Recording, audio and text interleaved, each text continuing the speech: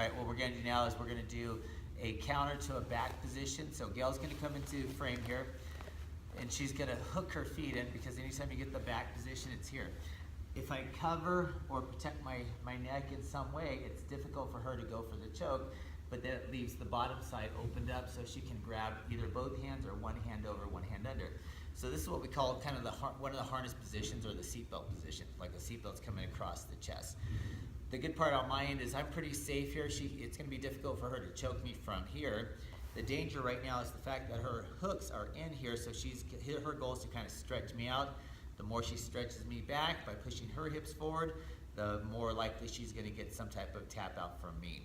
I become weaker and weaker the more she stretches me back and arches my back toward her.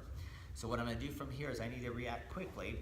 So what we're gonna do is we're gonna take a leg. I'm gonna take her left side. So I take my left hand, I put it on her left foot, and we're facing the same direction. So it's my left foot, her left foot, my left hand.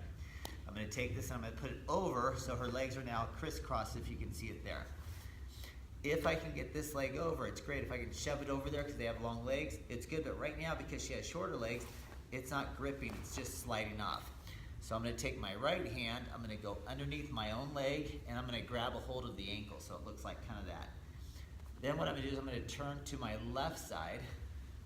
I'm here, and then what I'm gonna do with my leg, and Gail will tap out when it hurts, is I push it back like this, or I can let go of my hand if I have a good position, and I'm working her ankle here against her shin here. So I'm making her tap herself out, really, in reality. If I want to do the other side, now I'm going to focus on my right leg's here, her right leg's here, my right hand's here.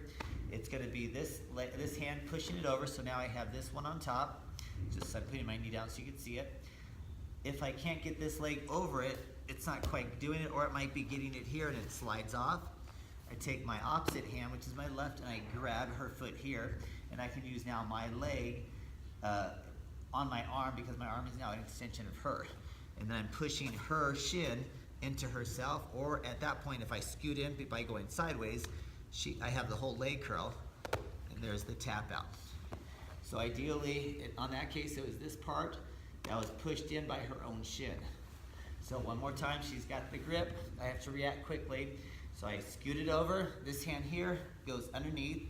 I turn to the side, and then I can let go of the hand and tap her out here, or I can leave the hand here and still force the tap out.